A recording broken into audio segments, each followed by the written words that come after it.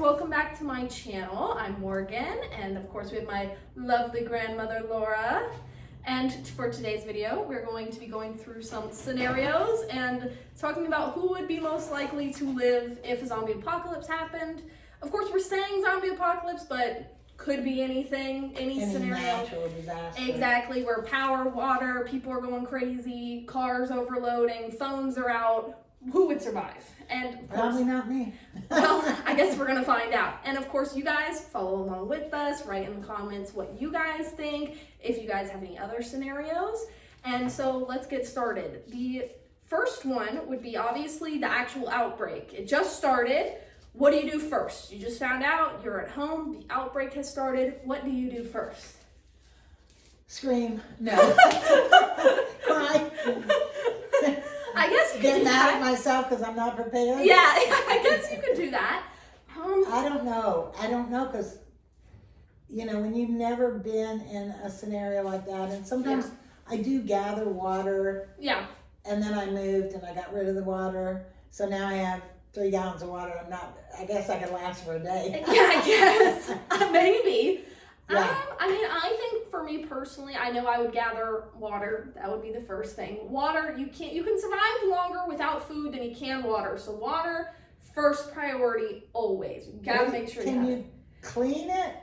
Did you have something that you maybe buy? There are things at like Walmart or in a lot of places where you can buy filters, like a Brita. But Would that get away if you get chemicals or stuff in the water? Yeah, that should be able to clean it. Not like water from like a river or a lake or anything. Right. But a water or a lake, you're gonna need a specific type of water filtration. You can get them in water bottles, and I think there's like a powder. There's a couple different things you can do that we've talked about in the class that I'm taking. And then there's also like a water filtration thing that you can make in like a teepee, and you need like charcoal, and I think you need like leaves, and the water would like drip, like rainwater would drip through, and it would get cleaned out as it goes through each stage. So that is something. There are definitely options, but food, water, and then first aid supplies, if there are any, definitely a must. If you have anything that could be a weapon, that's your next one, because people are running around crazy. There's zombies running around crazy. You never know what's going to happen. And if you leave the house or you stay in the house, you need to be prepared in case somebody breaks in, because there's going to be looting. People are crazy in general, even when there's no zombies. And you got to be prepared for people and the zombies themselves. That would be number one. So I think I would have first aid and weapons.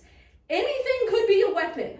Pepper. Anything could be. I don't like guns. Yeah, so anything it has could to, be. a cup of pepper. If you have a burglar or anybody coming after you, you throw a cup of pepper in their face. They're sneezing, you're sneezing. Somebody you might run right into each other. I don't know. Yeah, exactly. But it's a cheap fix. It is. That's true. Cups, glass is a weapon. It sucks to say it, but it could be. It could help you. Anything can help you. That's the truth. Would you stay home or would you leave? That's the question. I would stay home. Why? Because if you go outside, you don't know what's lurking. That's true. I feel safer in my home with my dog and my cats. I guess that would depend on where you live. If you live in a rural area, staying at home would be safer. If you're in a city, but I don't know. Where are you going to go? Exactly, because everybody's going to be trying to leave. Yeah. It's a natural disaster. When that natural disaster or anything crazy happens, people want to leave.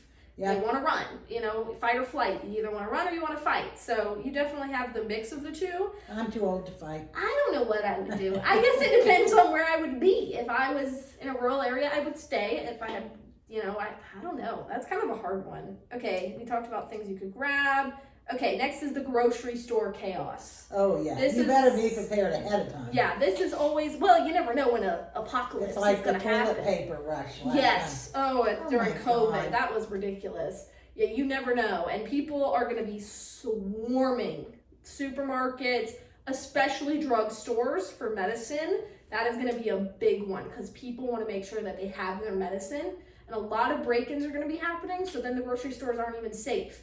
It's just absolute chaos, obviously. This is a fun subject. I know, right? It's so lovely. But here's a really good question. Do you help others or do you focus on yourself?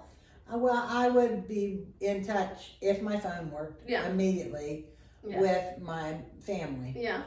And then I would probably be leaning on them to find out what I should do. Yeah. My son's got guns, okay? Yeah, that's true. That is true. I mean, but then driving, Yeah. how's that gonna go? And then if you're not prepared with gasoline, you Exactly. can only go so far. Oh, yeah, Yeah. that's scary to think about. So Yeah. this is just, I think, what we're trying to do on this channel is kind of facing worst case scenarios and your fears. fears, yeah. Unfounded fears. Facing your fears. I mean, This is she definitely, is taking a class on zombies. you know, being prepared actually might help you face your fear. Knowing what to do if it does happen, having a plan, that actually kind of helps people. You know, having that list of, okay, if this does happen, here is the list of things I'm going to do. Oh, the dog has some words about this too. He said, not me, I'm counting on mine. So in this video, I'm giving you like a way that you have an outlet to to help yourself kind of come to face with your fears and what you would do. That way you feel a little bit better. This helps me. She's taking a zombie class in college. Yes. And they just made the course this year. Yeah. I thought it was kind of ridiculous, but she's going to be a therapist, so she will have clients that have irrational fears. Mm-hmm. And zombie apocalypses would be considered an irrational fear. Right. So, and there are people that really do have that fear, so it's good to know about in general. She was scared of them. Yeah, I still am. I still am. I mean, there's no way to get over that, in my opinion. In my humble opinion. That's not a good thing. No, I'm just kidding. There definitely are ways. It just takes a lot of practice, and definitely facing it, or hiding from it is definitely not. Now, do you think that people that have the fears get better from just watching movies and exposing themselves to it? No, and that's why we're doing this. There's other ways. There are definitely other ways. Like how you're afraid of spiders. Yes. Exposure doesn't always help. No. Just going at it and trying to surround yourself. I've tried that. When I realized I was afraid of these zombies, I personally was like, okay, I'm just gonna watch the movies and the shows and just see it. It's not fake. It's fake. It's not real. It's not real. It did not help. I had nightmares, and I really regretted my decision afterwards. How old were you when you started having fears of zombies? I don't know. I guess always. I think whenever I was old enough to know that they were a thing. But I don't know how old I was. I just know I got interested. I got curious about zombie media when I was 16 years old. That's when I really got into it, because I saw one of my favorite YouTubers playing The Last of Us Part 2, and I love that video game. So I was really excited about it, wanted to play it, and then I did, and then I had nightmares about it, thought it might help me get over my fear. It did not. Exposure is not the only way. It does not work for everybody. It's a great way if it helps you. If it helps you, great. If it doesn't, there are other ways. And having a plan for what you might do, as dumb as it sounds, sitting down, writing down a plan, it actually can help you a lot. I get that, because it puts the power on you. Yes, you have the power in that scenario. Right. You're the one, you know exactly what you're going to do. If it ever breaks down, you already have that list ready to go. You're ready. You have the supplies in your mind ready to go. You know where everything is. You are ready. Any scenario in life, that is a great tool. My therapist, we do that all the time. I have really bad anxiety, especially with social anxiety. So when I first started going back to school in college, I was going online for a long time. And we made a plan for when I was actually going back in person, because I was terrified. What am I gonna do? How am I gonna get to this class? Everything, even if it seems small, dumb, silly, do it. It helps a little bit. And if it doesn't help, there are other things that definitely do. That is for sure. So that's Morgan wants to be a therapist. I do. She's now, 55% of the classes? I'm about 55 to 60% done with my bachelor's degree. I've really pushed off my filler classes and mainly have just been doing the psychology classes. And I tried to take as many. Last semester I took 4 just psychology classes. I didn't take anything else. This semester I've definitely filler, and so the psychology of the zombie apocalypse is the only one I'm taking that's psychology related. Definitely. And that's a brand new class they just added. Yeah, my teacher, she's done it, years ago, but not at ODU.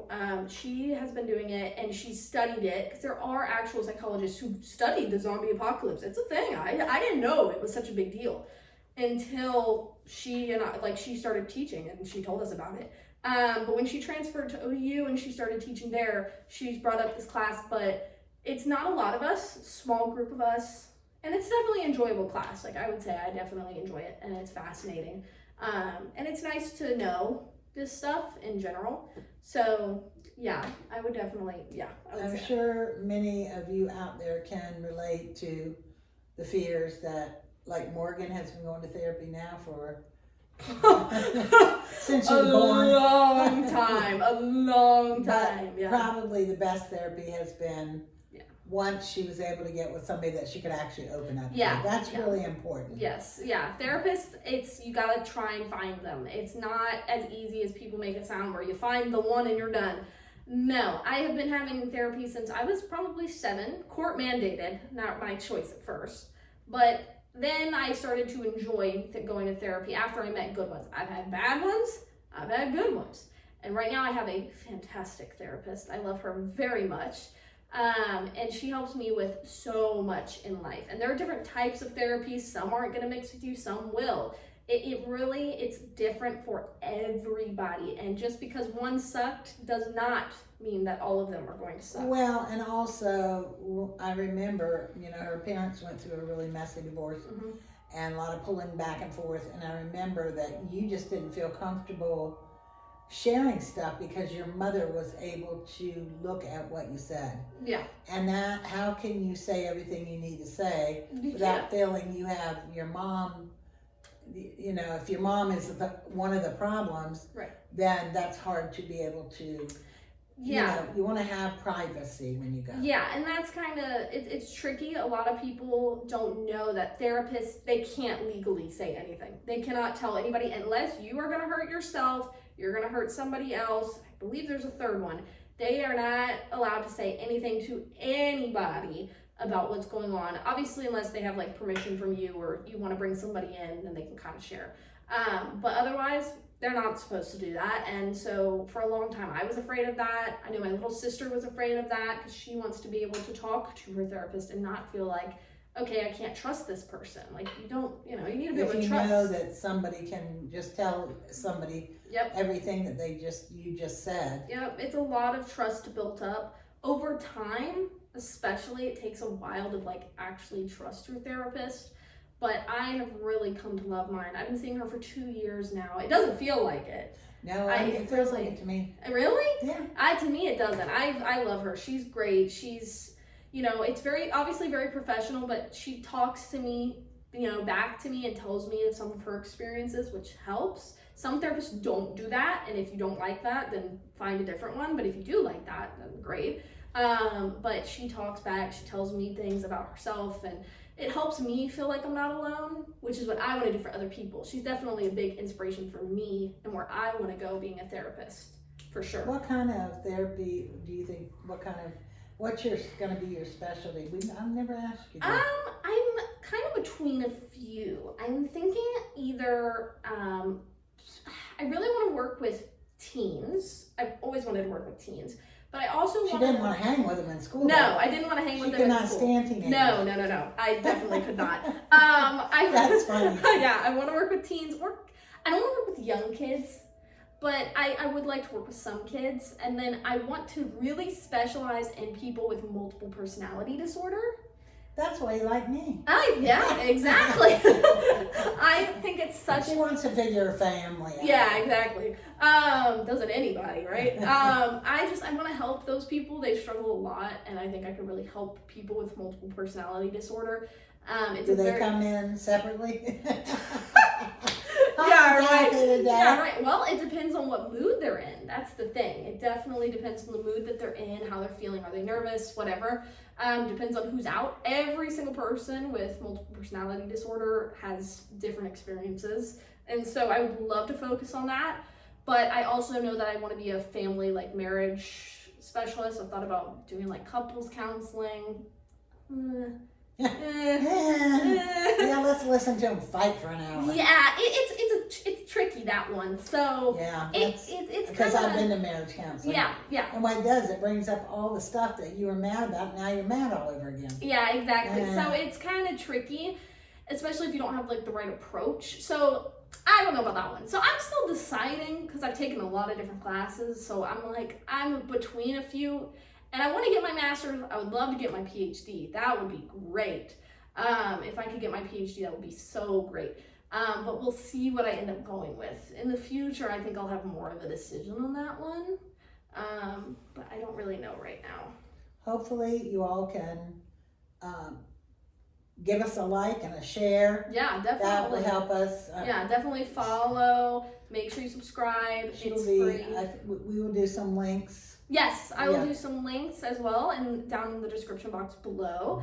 And if you have any comments or questions or concerns, would you survive a zombie apocalypse? I don't know if I would. I mean, I give myself like a 50-50% chance. Yeah, but you're not prepared at all, right?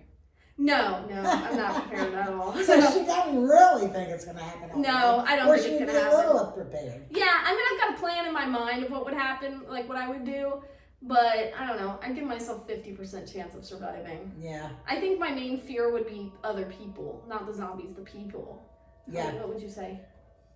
Yeah. Well, we see how people, anything happens and it brings the worst of the worst out. Yeah. You see the looting, and I've lived a long time, so, I've seen with just riots and it just brings out the ugliness. That ugliness really is does. like just waiting to happen. Yeah. And so especially when power goes out, it's like, oh, let's go rob that store. Yep. Let's just knock windows out. Yep, they really don't care. And I think it's a tribal thing. It gets like they get a crowd mentality, and it just one feeds off the other, and it just keeps going. Because everybody's afraid. They don't know what to do, so they're just going to follow whoever seems like they do know what to do. That's the main thing. If that's your kind of take on fear, there's definitely different fear outlets. Fight, flight. I believe there's one like kind of like sucking up to somebody else. That's a way of being afraid that your like body and mind will react. But there's different outlets of fear. It's very interesting. It's sad, but it's interesting, unfortunately. Yeah. Hopefully you'll gain some insight by watching what Morgan has learned through class and being as far along in psychology. She tends to gather friends that need her. Yeah, I suck your life out.